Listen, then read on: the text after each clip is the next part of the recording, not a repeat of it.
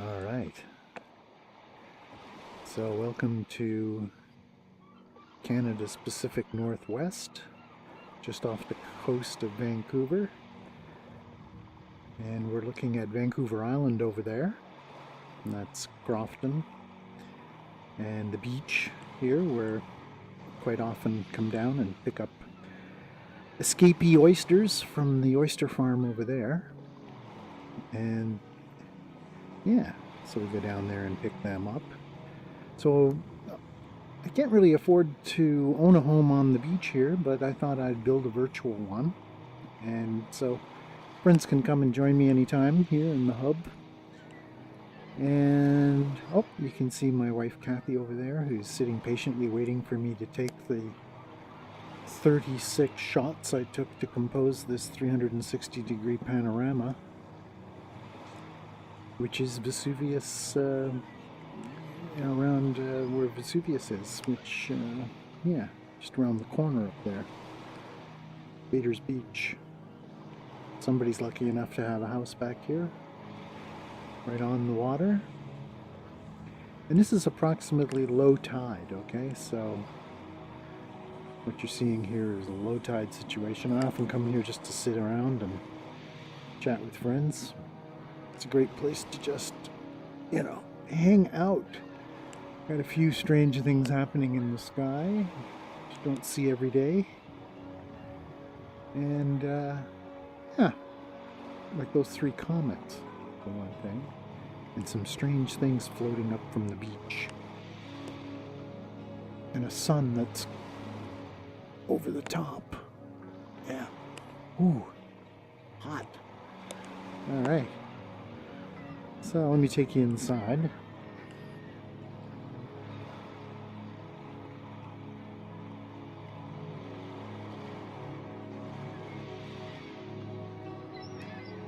So we have some mushrooms.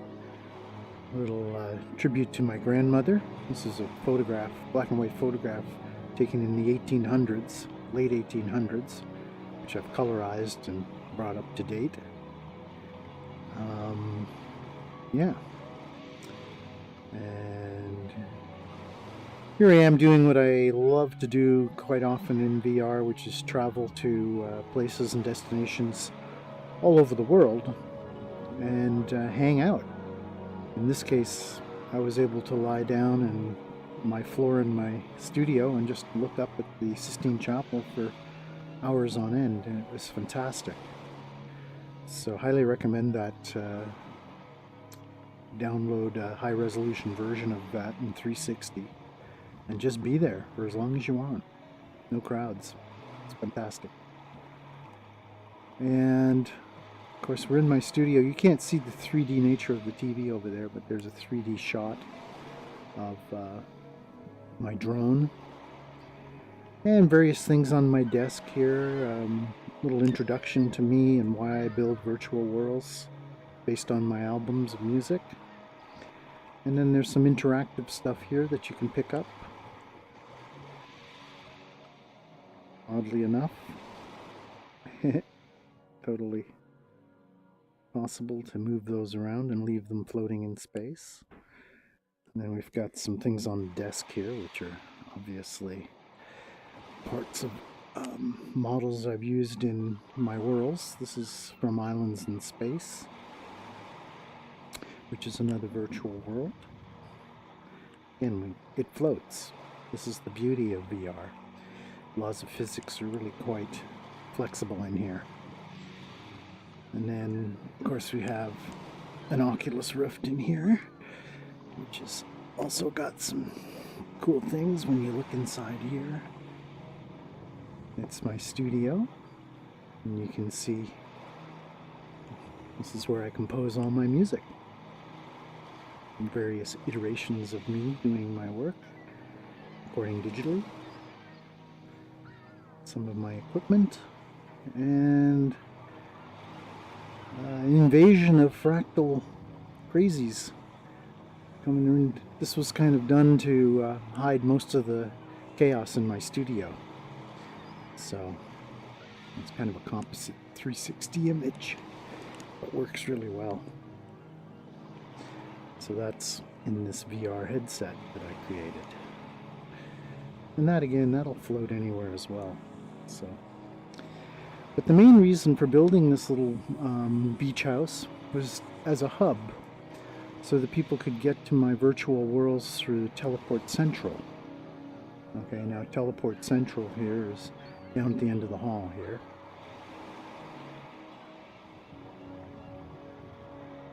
And it's great because we can stop and look out the window if we want.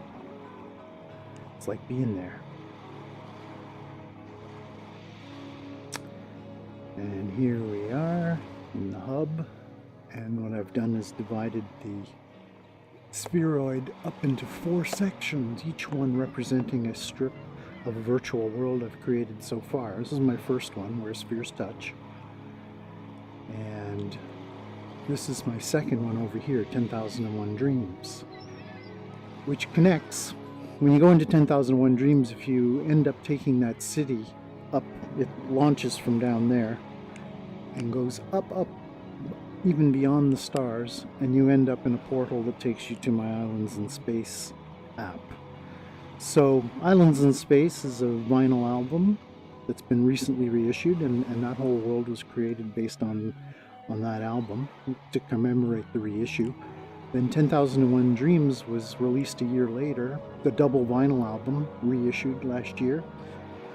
And Where Spheres Touch was another album I created, which had a virtual reality theme to all the songs. So I created that world too. And then finally Tranquility Dream Bass, which is really my most recent music. A lot of it instrumental, a lot of it kind of thematic with progressive rock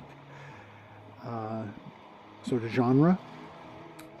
Sometimes has a slight Pink Floyd Tangerine Dream feel to it. A lot of people like this world. It features the fractal, the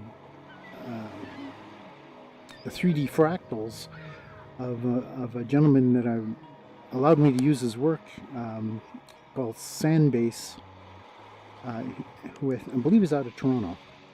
And I incorporate some of his fractals within my Tranquility Dream Bass, which was basically constructed and completely sculpted using Oculus in Medium, which is a beautiful software that allows you to use your hands to construct and create and mold things. So that's a very popular world. A lot of people like that. So now my recent world is not here because it was just recently launched. And so I'm just going to put a little portal here. And actually, what I'm going to do is I'm going to come back, okay? And I'll rebroadcast that. That'll be in my next broadcast. So this is my hub, and this is the arch. You've probably seen one of these in Star Trek, which was really the first program to really work out the idea of a virtual reality gateway. So we'll go out and back to reality as such, and head off down here, and I'll let you go with just a quick little pano of the interior. We'll sit at the table here. We can sit down.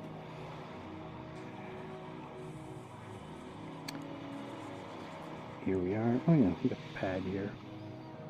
You can pause the video if you want to read some of that.